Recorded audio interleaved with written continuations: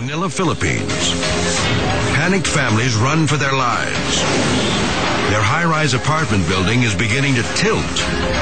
An urgent evacuation is underway when suddenly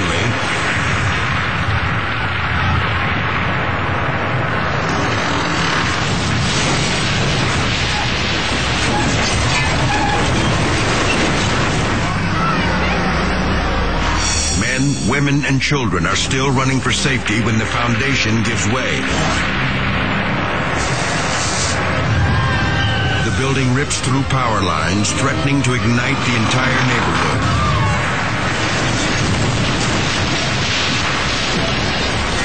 The tower finally comes down in a massive pile of pulverized concrete and steel.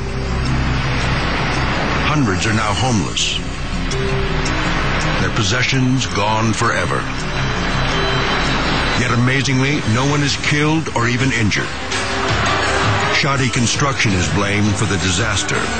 Criminal charges are filed against the building's owner. He's lucky they don't include murder.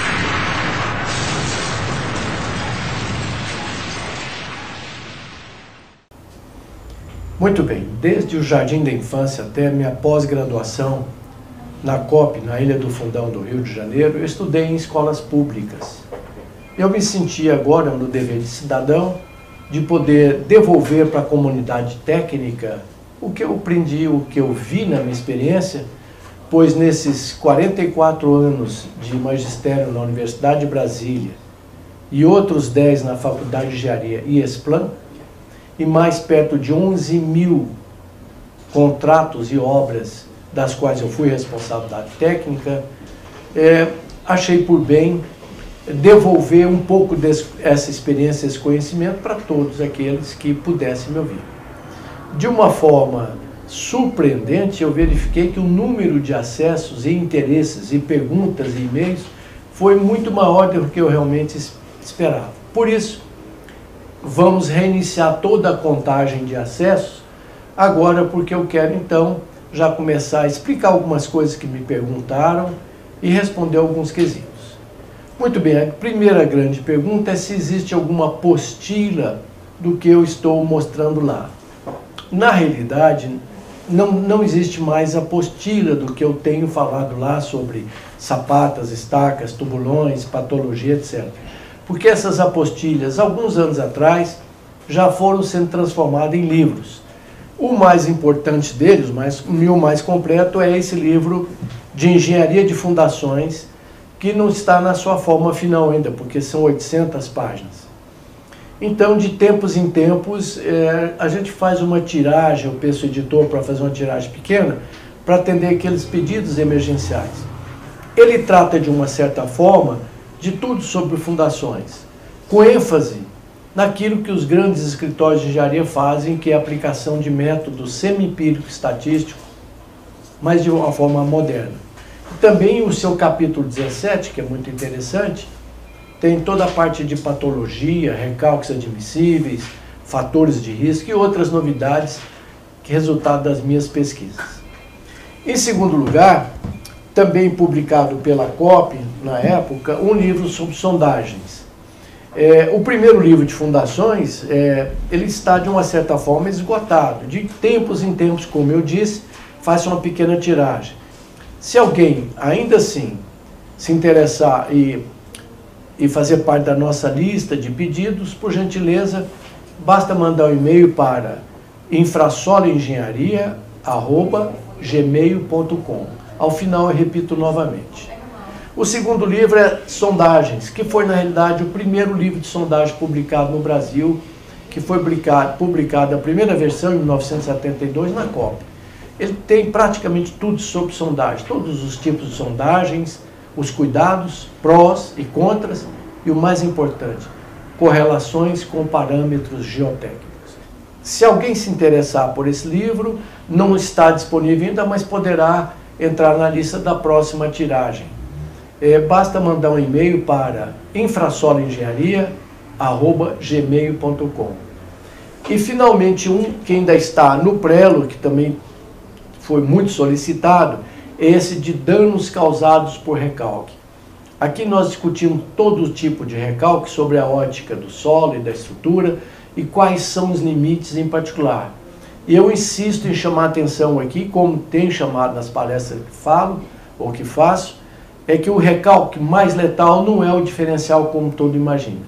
O recalque diferencial realmente é muito ruim, mas o distorcional é aquele recalque letal que vai fazer sua obra rachar ou eventualmente desabar. Então, através da análise de perto de 700 obras que eu creio que já analisei até hoje, eu construí uma relação chamada fator de risco, que pode dar uma certa noção de qual é o risco que aquela obra tem em entrar em colapso. Esse ainda está no prelo, não está em condições de ser publicado, nem tiragem experimental ainda. Mas, se alguém precisar de alguma coisa de forma mais assim, urgente, premente, manda um e-mail para mim. Quando eu tiver um tempo, eu mando a resposta ou mando tabelas daquilo que se precisa. Se bem que a parte central está nesse livro aqui. Então, agradecendo a Infrasolo e a Fundex de Brasília, nós passamos agora a essas aulas do YouTube, que vamos começar a recontagem depois dessas explicações. Só espero poder ter sido útil. Como eu disse na primeira aula,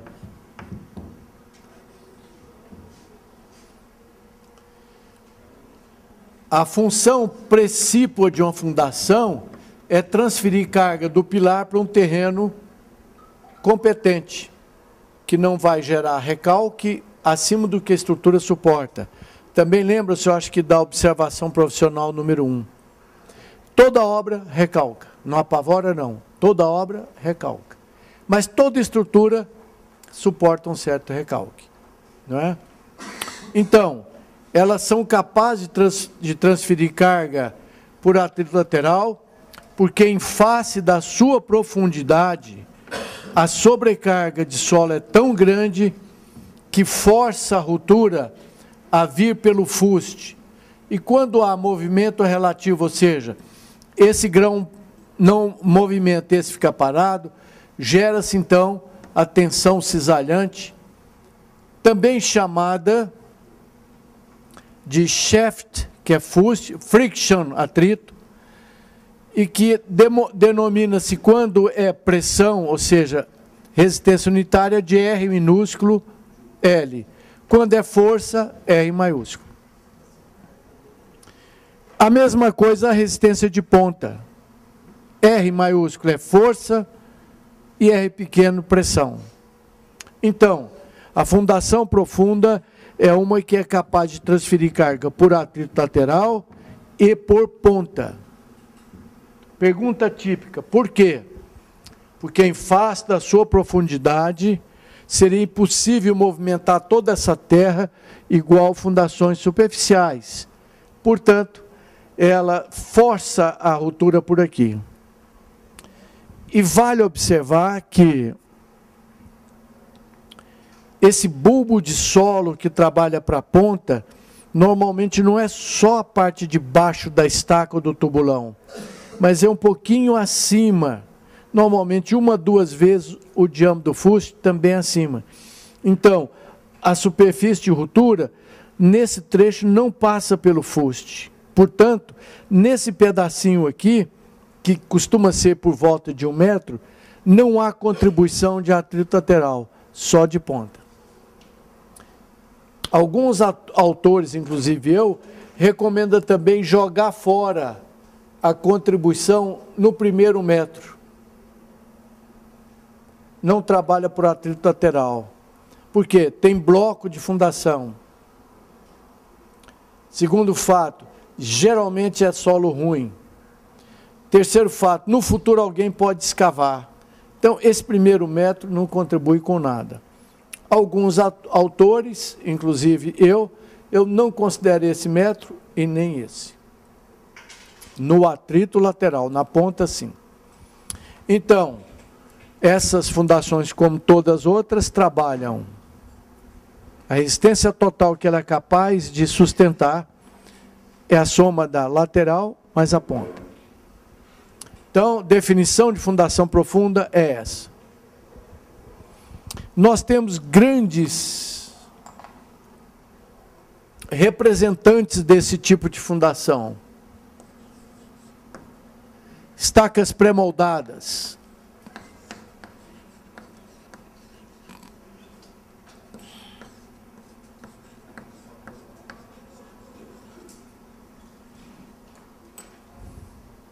Mas antes eu vou colocar 2 conceitos. Por gentileza, desconsidere isso.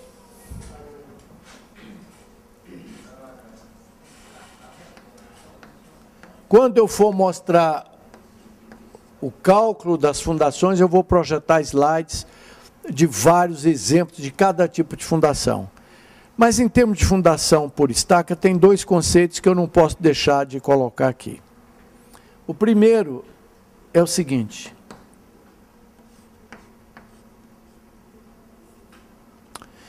fundação escavada.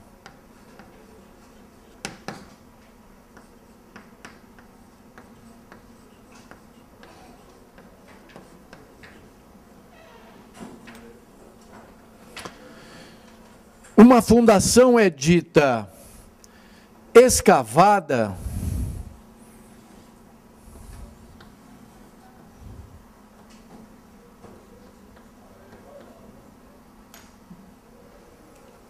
tem vários processos de executar a fundação. Uma delas é escavada.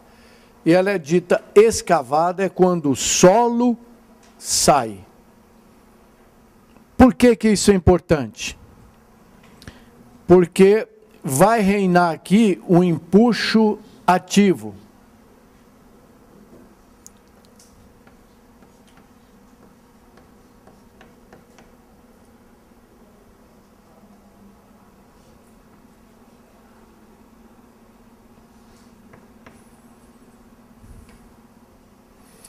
Que é o menor dos empuxos. O nome é trocado, o empuxo passivo é o maior. Eu acho que todo mundo se lembra disso. Você é Edilene? Edilene, por que que você acha, o que que te disseram, por que que o empuxo ativo é menor do que os outros? Esses 3 empuxos, não sei se lembra. Ativo, passivo e no repouso. Menorzinho é o ativo, depois vem o repouso e vem o passivo. Você sabe por quê? Ou quando acontece um? Sabe o que que é empuxo? O que que é?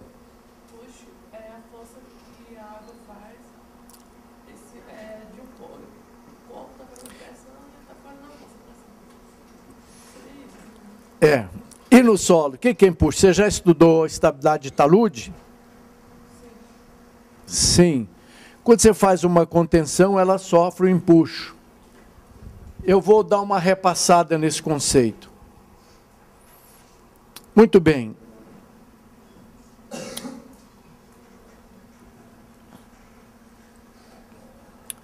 Quando se faz uma escavação de subsolo, com ou sem cortina, isso já foi visto lá em Geotecnia 2, estabilidade de talude, etc. Por que que alguém imagina que isso pode desabar? O que que está eventualmente forçando isso para desabar? Que pode soterrar pessoas aqui. Aqui na nossa região morrem 3 pessoas por ano, soterrado em valetas ou em subsolo. Alguma coisa faz essa massa de solo escorregar para lá. Alguém sabe me dizer o que é que faz isso? Porque o solo não cai de graça, na natureza nada é de graça. Empuxo do solo. O solo gera uma força horizontal chamada empuxo.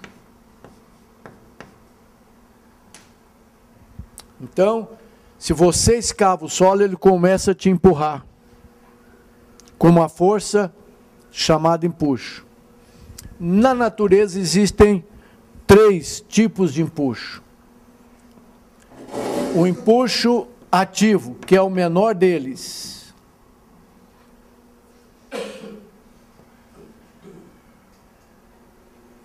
Acontece quando eu afrouxo o solo. Se eu enfiar uma pá no solo e tirar a terra, eu vou sentir ali naquela parede um empuxo ativo. Então, não existe definição melhor. Frouxou o solo, o empuxo é chamado ativo, é o menor deles. E representa 99% das nossas obras. Faça um tubulão. O tubulão é escavado. Eu afrouxo ou aperto o solo? Qual é o empuxo na parede? Ativo. É o maior ou o menor? Menor. Muito bem. Se por acaso, ou antes de escavar ou de mexer na obra, se eu não comprimir o solo, e se eu não apertar o solo, se eu não mexer, vai reinar aqui um empuxo chamado no repouso. Empuxo no repouso é 0.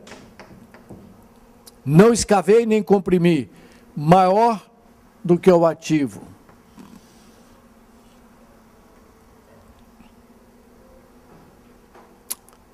Puxo no repouso. Se por acaso eu apertar o solo, por exemplo, eu faço uma cortina e ponho um grampo, um tirante que aperta o solo, estica o cabo de aço, ele aperta o solo. Ou se eu cravo uma estaca cravada, ela entra sem tirar o solo, eu aperto o solo.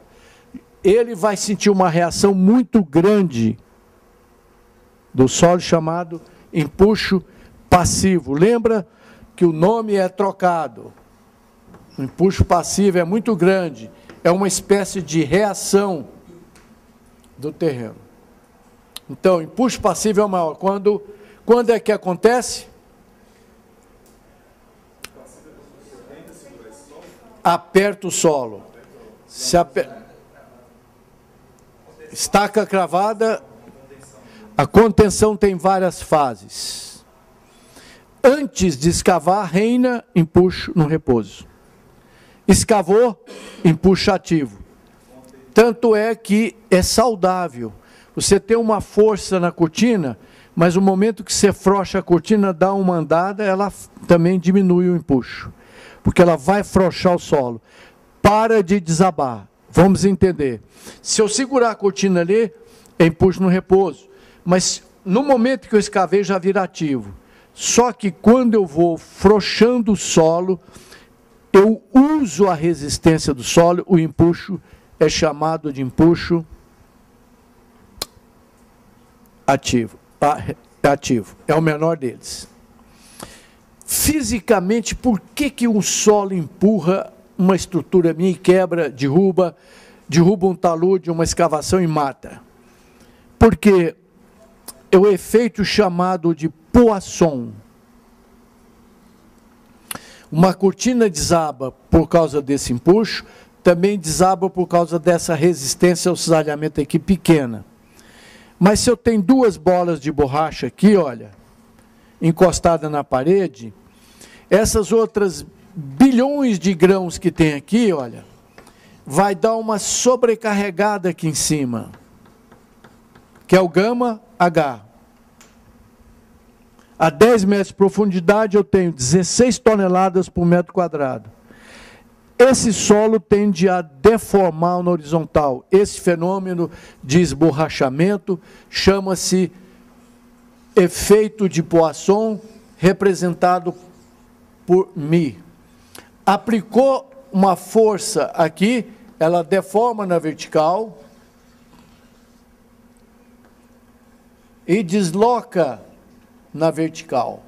E é proporcional ao tal coeficiente de Poisson.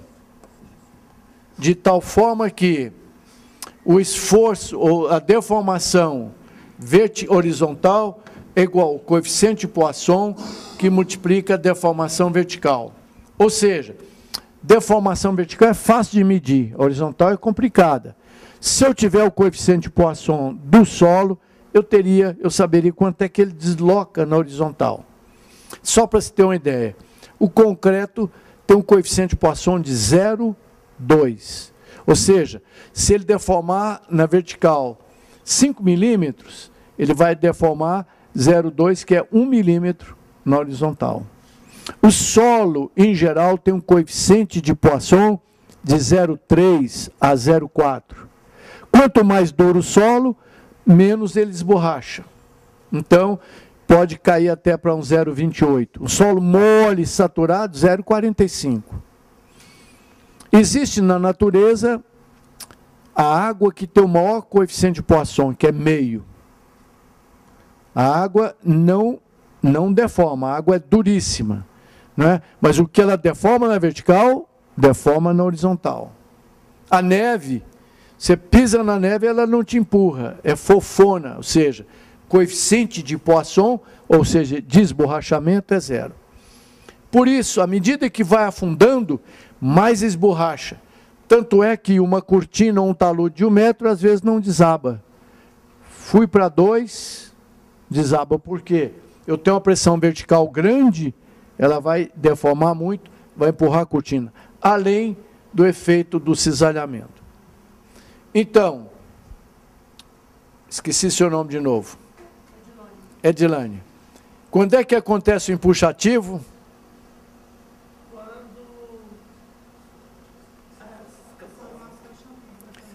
Você imagina por quê que quando afrouxa o solo, ele diminui a pressão?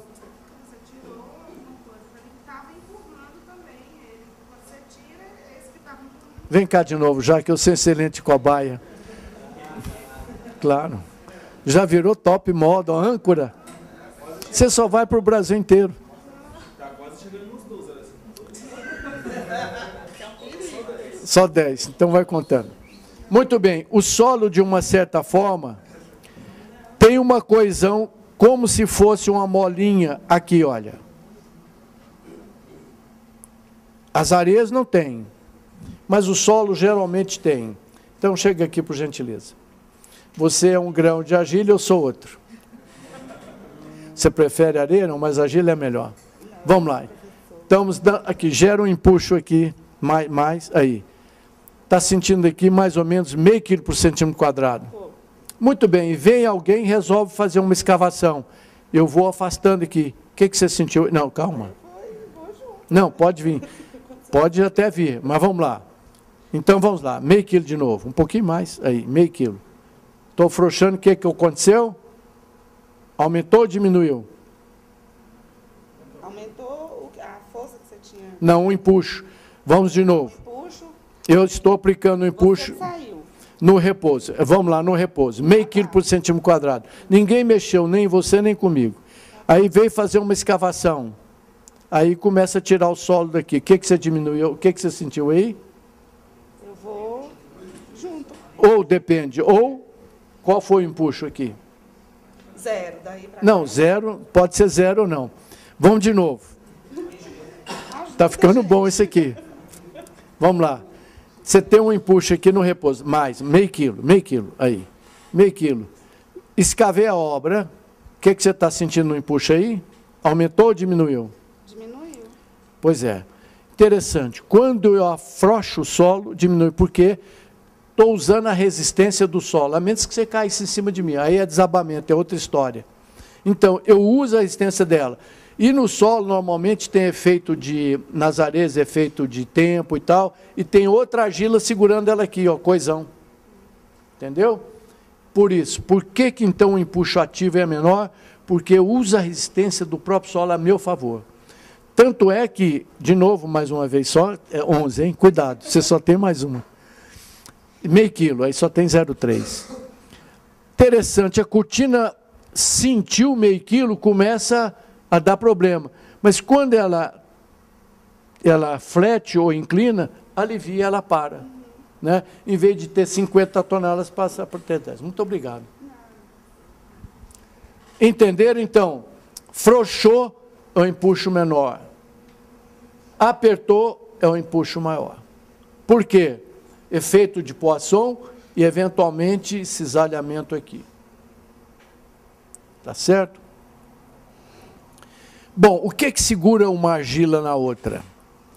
É o fenômeno chamado coesão. Vamos avançar um pouquinho. Já sei que vocês já sabem. Vamos recordar.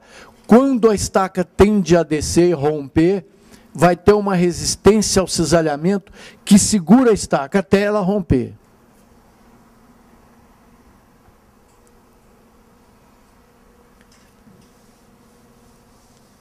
Essa tal famosa tensão cisalhante, que tem um nome assim sofisticado, muito interessante, é muito importante. Porque quando há a eminência de escorregamento de um talude, vai surgir aqui uma trinca. Ele vai escorregar e eventualmente soterrar quem tiver por aí. Por que se escorrega? Porque um grãozinho que está aqui em contato com outro grão sofre nesse contato. A tensão cisalhante, qual é a direção dela? Paralela à superfície de ruptura. Então, todos os grãos aqui sofrem uma tensão cisalhante meia seta, tal, atuante. Tende a fazer cair. Mas o solo tem a sua resistência interna. Qual é o seu nome mesmo? Alessandra? Como ela tinha resistência interna, ela não desabou. Podia ter desabado. Se eu aumentar a profundidade, cada vez aumenta mais isso daqui. Chamada tensão cisalhante, que me ajuda, que segura, é a resistente. Um fulano, lá em 1770, conseguiu equacionar essa tensão. Nós, engenheiros, gostamos de duas coisas, gráficos e modelos matemáticos, e ele modelou, isso era muito bom. Alguém se lembra o nome? Lembra do Terzaghi, que falou de recalque? E quem falou de resistência? São dois fenômenos diferentes. Quem? Newton não. Quase, era muito inteligente também. Coulomb, aquele mesmo da eletricidade. Conta os historiadores que o Coulomb era um sábio da corte. Naquela época, 1770, se não me engano, ele tinha que ser engenheiro, projetista, astrólogo, médico, curandeiro, etc. E se ele morreu velho. Morreu velho porque era sábio, porque aqueles camaradas que errassem, era degolado. Então, ele era projetista de castelo, e naquela época os castelos eram, além de residência, era uma fortificação, por causa das guerras. Então, se escolhia montanhas ou taludes, quanto mais íngreme, melhor, porque dificultava o adversário em jogar pedra, catapulta, não sei mais o que era comum naquela época. E o pior ainda, às vezes fazia um poço aqui, olha, enchia de arame farpado, jacaré, caco de vidro, para dificultar os invasores. Via de regra, e rolava um pescoço. O Coulomb, antes de projetar, ele procurou saber como é que ele poderia prever essa possível superfície. Ora, ele sabia que aqui vai ter uma tensão cisalhante puxando para baixo. Por que é cisalhante? Porque é paralela à superfície de ruptura, ela muda de direção. E aqui, em compensação, eu tenho um solo que me ajuda, chamado tensão resistente. O que faz? Esse cálculo da tensão atuante é fácil. É o peso da terra, provável, porque ele estimava. Hoje ainda a gente supõe que é uma superfície de ruptura. Existem programas até bons para calcular isso. Então, o peso do solo, mais o peso do castelo, mais peso de carroça, mantimentos, a munição e famílias. Esse peso gera uma componente nessa direção. Gera duas componentes. Uma perpendicular, chamada de tensão normal, e essa de tensão cisalhante. Depois de alguns estudos, ele concluiu que a tensão cisalhante resistente, que é o solo, que é a resistência da Alessandra, porque ela não caiu, né? Vale coesão mais tensão normal, que multiplica tangente do ângulo de atrito. Vocês viram isso demais, né?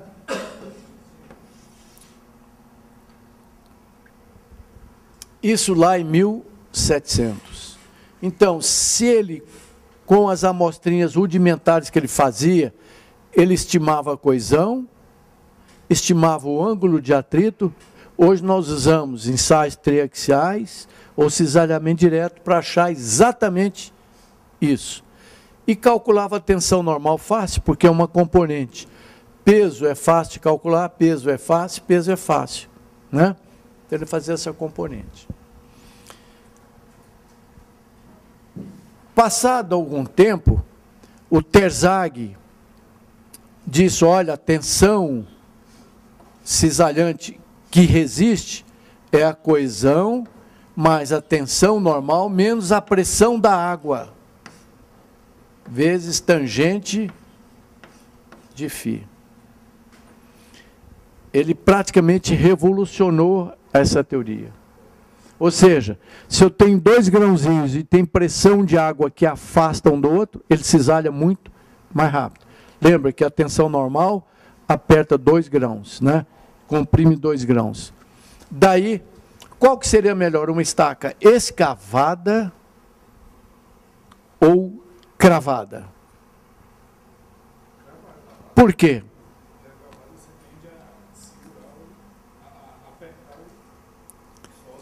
Quando eu aperto, qual é o empuxo? Olha, gente, chega a ser 10 vezes maior do que o ativo. E o que esse empuxo na estaca importa? Por que a estaca cravada leva essa vantagem? Alguém?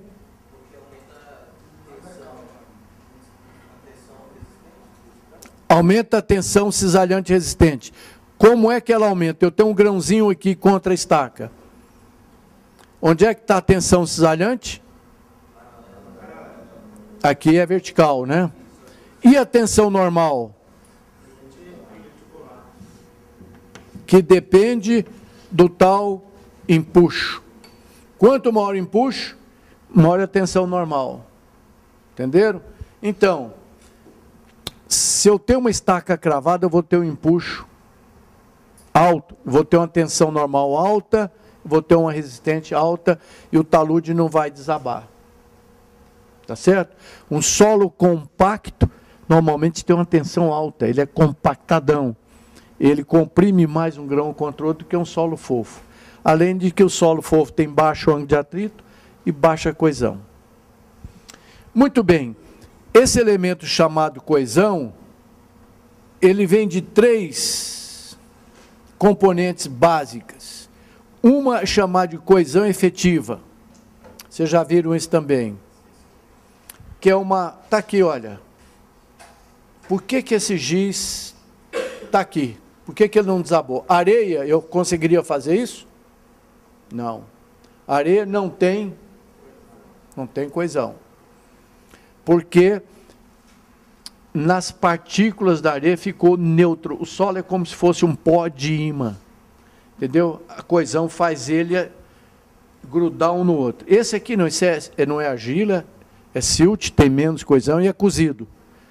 Eu tirei água, a sucção aumentou, por isso eu consigo fazer o giz.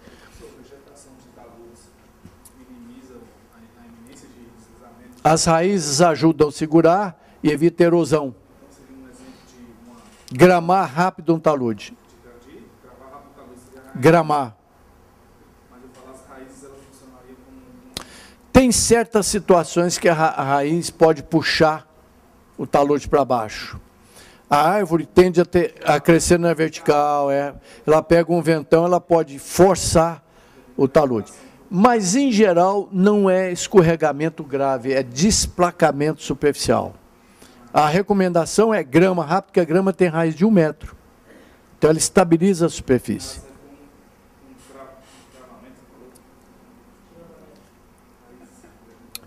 ajuda. E mais, evita de estar molhando o talude também na superfície. Porque quando você molha, o que acontece? Aumenta o peso. E protege, não deixa infiltrar água. Aumenta, tanto é que toda vez que você fizer uma escavação, protege em cima. Protege em cima, põe calha, cimenta, porque essa água vai aumentar o peso e perder resistência do solo. Aí a resistência ao cisalhamento, aqui resiste, vai para o espaço. Entendeu? Cuidado, eu sou perito em um monte de situações, vários casos. Casos, às vezes, muito elementar.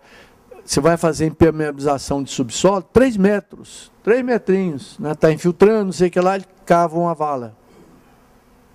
Não sei se lembra, 2 anos atrás, um rapaz ficou preso na 315 Norte. Uma valetinha de 3 metros. Bastou uma torneira estar lá em cima vazando, saturou, colapsou e espremeu o rapaz lá. Deu para tirar uns 2, mas um terceiro ficou preso. Tiraram ele. Mas o problema da pessoa quando fica preso muito tempo é a intoxicação. Né? Não tira o tóxico pelo sistema linfático. Ele morreu intoxicado depois no hospital, tal, bem cuidado e tudo mais. 3 metrinhos. Muito bem. Então, essa coesão, que é a molinha que segura, aquela molinha que segura, vem de uma coesão chamada efetiva. Ninguém sabe bem, mas é uma atração atômico-molecular. Lei de Kepler, né? 2 massas se atraem, proporcional, um monte de coisa. Mas a sucção, que isso é coisa que veio agora, em 1950, com o canadense. Ele viu que existe uma parcela muito importante chamada sucção. É a sucção que faz, quando você coloca um tubinho dentro da água, ela faz subir a água pelo tubo. Faz sucção. É uma diferença de tensão superficial. Você não consegue colocar uma agulha na água? Tem uma tensão superficial ali, que como se fosse uma rede elástica. Por que esse giz ficou duro quando eu sequei ele? Porque eu tirei água. Esse grãozinho está preso no outro, como se fosse um monte de molinha puxando, chama-se sucção. Choveu, eu perco uma parcela importante da coesão. E aqui, uma coesão de estrutura. Os solos lateríticos, que é solo vermelho. Por que esse solo é vermelho mesmo? Vocês já sabem disso.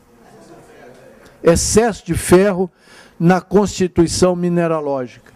Choveu, eu já fui emendado com a África, lavou os sais. Ficou uma concentração de ferro grande. Esse ferro enferrujou, segurou como se fosse uma colinha. Mas quando molha, às vezes essa colinha não está tão segura, ele desmonta. Aliás, se eu vou... Alguém tem água aqui?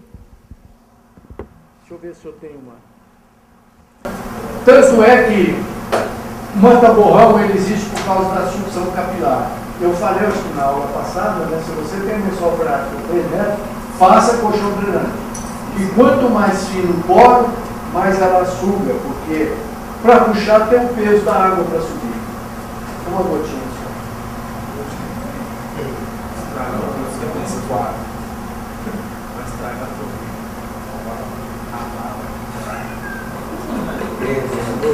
Bom, muito bem. Eu tenho aqui uma partícula de argila e aqui uma outra partícula de argila. Muito bem. Quando eu diminuí o tamanho dos poros apertando aqui, eu diminuí também, aumentei a sucção, porque diminuí o poro, diminuí o peso. Tenta puxar esse biquinho para baixo aí. Não, pega assim na diagonal. Eu nem sei se pega essa. Diagonal. Pegou? Está sentindo a força de sucção aí? Vai que você fraco, cara. Puxa. Isso eu estou no poro grande. A argila tem poro microscópico. Se eu tirar mais a água aqui, mais força de sucção vai ter. Entendeu? É como se o ar apertasse e esticasse essa molinha. Vou apertar mais.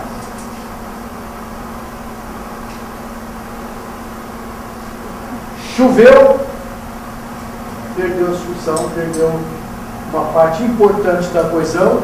Perderam a parte importante da coesão, perdem resistência, talude, por isso é que na época de chuva, só terra contagiante. Vai passando, pessoal, dois podem fazer essa experiência, um segurando embaixo, outro em cima. Se chove, você está a resistência Chove, eu pego essa coesão, pego a sucção que é importante, isso aí é fraco, é muito forte a sua. Eu queria fazer uma pergunta, por que se eu virar o vidro, ele sai fácil? E assim não. Cisalhamento zero. A água não tem resistência, por isso é que ela é livre. No momento que eu viro, onde é que está a superfície? Ou na horizontal? Onde é que está a superfície cisalhante? Na horizontal. Tensão cisalhante, zero. Tensão cisalhante da água, zero. Por isso ela é livre. Mas a sucção está aí. Entendeu? Vai passando. Quando chove, aumenta a pressão da água. É como se eu tenho uma pressão normal apertando. Além de tudo, eu perco muita coisa. Perco a coesão efetiva, perco pouco. Perco muita sucção. Dissolvo o cimento, que pode ser alumínio ou certo? Aumenta a pressão neutra ou pressão da água. Veja bem, isso aqui é muito importante. Se eu tiver uma pressão da água igual a pressão que eu aperto aqui, zero, só fica outra coisa. Isso aqui é a tensão normal, tá vendo? A superfície de altura está aqui, a cisalhante aqui é normal. Se eu injetar água sob pressão, ou seja, fazer uma obra submersa, a cada 10 metros é 1 kg por centímetro quadrado. O seu carro aplica uma pressão no chão de 1,5 kg. Então aumenta a pressão da água. Ele afasta o grão. Chega a um ponto tal, se for uma areia redondinha, areia não tem coesão. Só detém isso. A resistência dela. Areia não tem coesão. Se for um grão redondo, eu enfiar tanta água aqui que anula essa pressão normal, isso vai a zero. Multiplicar a tangente φ é zero, zero, tensão cisalhante é zero. Que areia é essa? Movediça. Ela não é capaz, se ela for redonda. Se ela for chatinha nem garrancha, está tendo que você sair. Mas grão redondo, se aumentar a pressão da água, eu acho que todo mundo sabe, falar para vocês lá na Geotecnia 1, aquela base de foguete V2 que levou a bomba atômica para Hiroshima e Nagasaki. Na Alemanha, por questões de semanas, eles não ganharam guerra. Eles fizeram um laboratório enterrado em areia. Areia redondinha, estudada, chamava Ilha de Peenemünde. Tinha uma camada de areia de 10 metros e tinha um lago. Então, vinha a tropa alemã, passava areia seca. Quando vinha a tropa aliada, que eram os americanos, ingleses e franceses, eles ligavam as bombas, pegavam a água do lago e pressionavam a água na areia, virava a água na areia movediça. Então, deve ter muito tanque, não sei o que lá, canhão enterrado na ilha de Peenemünde. A mesma coisa os árabes quiseram fazer lá no deserto do Saara. Fazia os casamatas de bombardeio de canhão e tal, enterrados na areia. Só que hoje já se sabia que se eu lavasse a areia, sumia. Então, antes de bombardear, eu jogava a bomba na areia, não acontecia nada, explodia na areia. Então, eles jogavam um jato d'água, a areia líquida fazia, aí aparecia a casamata de concreto, eles bombardeavam e ganharam a guerra assim, né? Muito bem. Então, isso cai por causa disso. Isso segura a estaca por causa da tensão resistente, que depende da coesão, que tem coesão efetiva, sucção, coesão da estrutura. E tem a pressão neutra. Chove, aumenta a pressão neutra. Chove, diminui isso. Diminui isso. Chove, aumenta o peso, que é o que está puxando para baixo. E as nossas obras recalcam, soterram, desabam na chuva. Alguma dúvida até aqui? Então vamos para uma observação profissional muito importante. Não faz parte desse curso, mas é vital.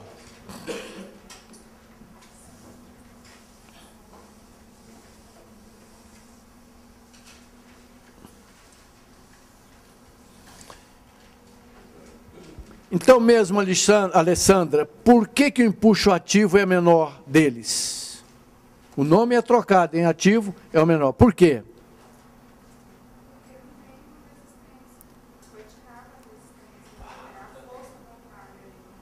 Quase. Por quê? Alguém? Eu uso a própria resistência do solo, mas às vezes o solo também não resiste. Você podia ter caído em cima de mim, aí já é ruptura. Aí desce tudo. O que aconteceu? A tensão cisalhante aqui atuante foi maior do que a resistente. Normalmente se usa coeficiente de segurança 1,5. A resistente tem que ser pelo menos uma vez e meia maior do que a que está empurrando. São duas coisas, né? Uma é deformação, outro é ruptura. Então vamos lá. Ao escavar um talude,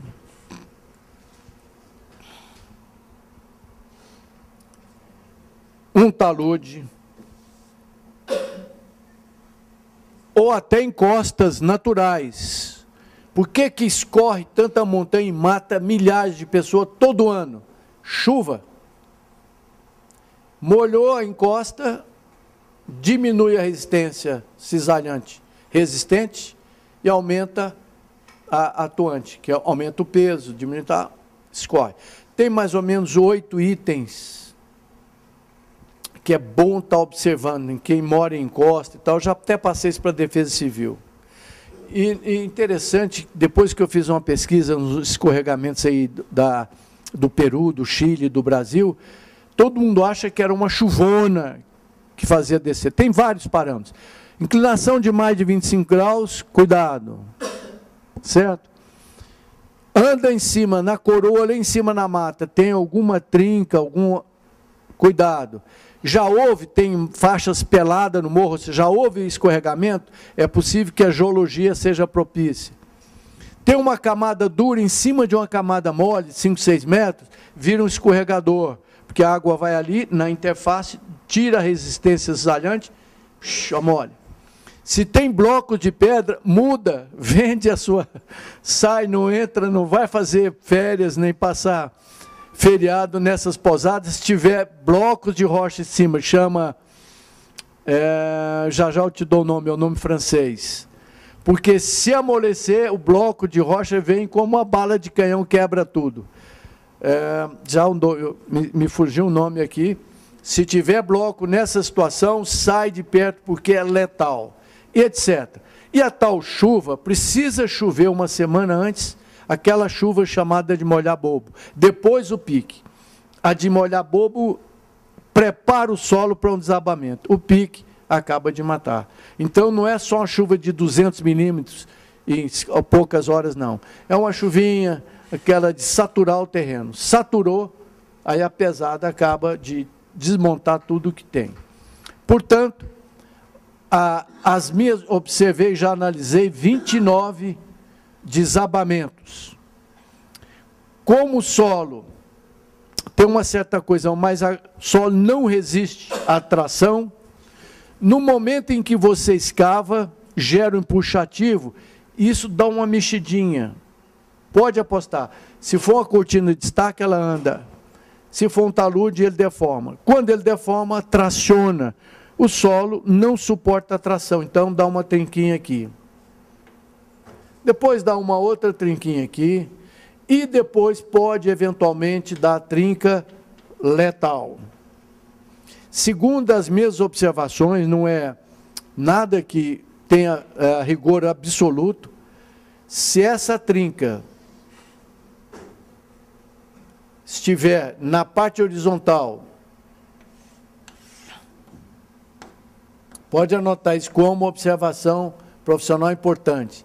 Se essa distância estiver aproximadamente igual à metade da altura ou até 1/3, é sinal eminente de desabamento. Então, Quando a trinca, não é aquelas trinquinhas bobas iniciais, não, que a tração é normal acontecer. Não existe trinca boba, tá certo? Aliás, pelo contrário, muito inteligente, tapei a gente. Mas, todos os taludes que eu examinei, não falhou essa regrinha. Você tem uma escavação de 3 subsolos, 9 metros de profundidade. Fica olhando para cima, vai lá em cima, examina. Se tiver uma trinca a 3 metros ou uma trinca até 4,5, ela vai estar ligada à superfície potencial de altura. Vai entrar água, vai amolecer exatamente onde a tensão atuante é a maior. Entenderam? O que é que se faz? Urgentemente, viu uma trinca, independente de achar se ela é pitbull, se vai morder ou se só late, enche ela com a pastinha de cimento e água, 1 por 1. Urgentemente, colmata a trinca. Se você morar num pé de um morro, tiver uma trinca lá na coroa, lá em cima, enche essa trinca e fica observando se ela abre, etc. Se abrir, colmata de novo, e se tiver nessa posição, chama um especialista. É perigoso. Bom, aqui na cidade, ainda além de tudo, cimenta a parte de cima, calha. Eu sou perito de vários casos assim, sabe? Escoraram, até que botaram um cimentinho em cima, mas saturou, soterrou um ou 2 operários. Às vezes dá para tirar, quando soterram uns 3 ou 4, você escava. Pior que como é que você salva uma pessoa? Pá mecânico você não pode usar, pode matar. Tem 3 caras enterrados. Picareta, pior ainda, pá. Então tem que ser na mão. Escava rapidinho, aparece o dedão do pé de um, aí você escava e puxa ele. Né? Enfia a mão na língua e tira a terra. Porque ele tenta... Aqui, nessa argila porosa do Brasil, ele resiste 1 hora enterrado. E ele tenta respirar, engole terra. Você enfiou a mão, dá um banho nele, costuma salvar com 1 hora. Se der sorte de ter tábua, caixote, ele respira mais ainda, sobrevive mais tempo. Façam a proteção em cima. E examine a proteção para ver se trinca. Melhor ainda, implanta, não cimenta tudo não. Deixa um trieirinho, uma faixa sem cimentar, porque aí você vê eventual trinca aqui. Não sei se lembram, há uns 10 anos atrás, um hotel no setor comercial sul, de um turco. E turco costuma ser meio pão duro, né? Escavou 12 metros e não tinha jeito de ele fazer a cortina, porque era cara. Tinha que estaquear e tal. Furou no peito. Muito bom. Eu avisei o engenheiro, olha para as tais trincas, coloca, nós até desenvolvemos para ele um alarme com cabo de aço de fio de freio de bicicleta, com um relézinho de contato, né? Toda vez que movimentava o talude, tocava uma sirene ou a campainha e todo mundo saía da obra. Eu acho que eu pus tanto medo nele, que quando rompeu o talude, tinha mais ninguém, ele tirou todo mundo umas horas antes. Mas muito bem, a obra era muito apertada, fizeram o canteiro de obra em cima do paramento horizontal, que era o único espaço que tinha. Mas ele, atendendo minhas recomendações, deixou uma faixa sem cimento, e examinava essa trinca todo dia e tal. Começou a ficar muito crítico, eles interditaram a rua. Botaram os cavaletes e interditaram a rua.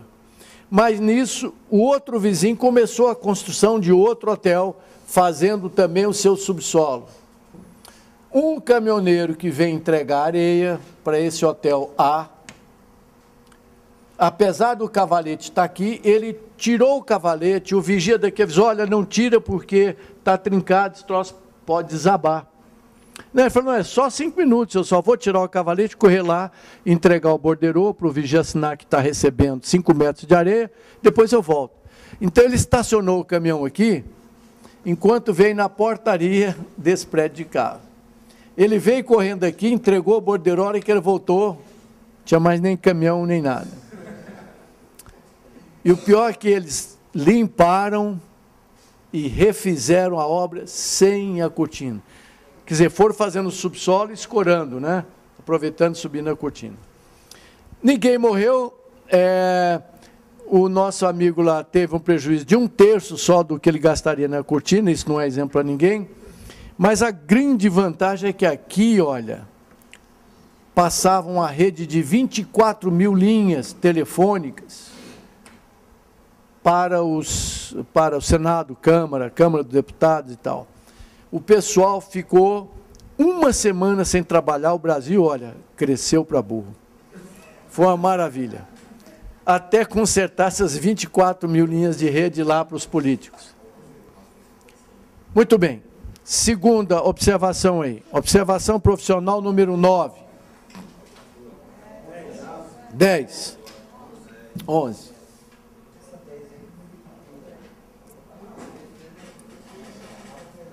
De uma maneira geral,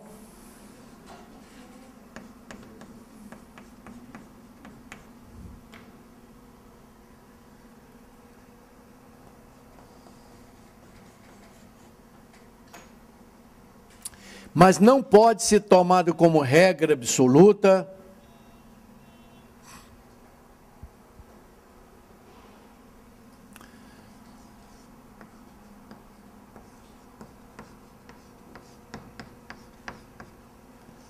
uma contenção flat ou deforma